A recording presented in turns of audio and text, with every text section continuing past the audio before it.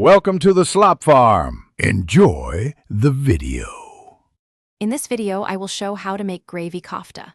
Start by soaking meat or paneer, then mix spices, binders, and finely chopped onions and form firm koftas.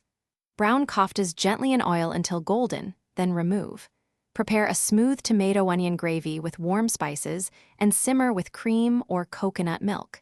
Finish by adding koftas to the gravy and simmer briefly to absorb flavors and serve hot.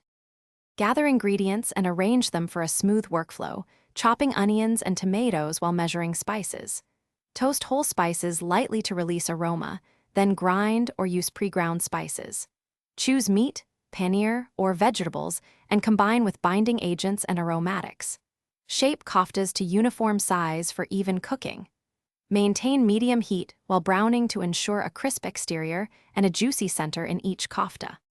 If you are finding this video helpful, please subscribe and like to support the channel. Quick recommendation: make meal prep easy with leak-proof containers that seal tightly and save fridge space, perfect for storing leftover gravy kofta. They stack neatly and keep sauces contained for transport. Check the description for the link and other deals, and grab a set if you want convenience. Now let's get back to the video. Keep heat steady and avoid crowding the pan so koftas brown evenly and stay intact.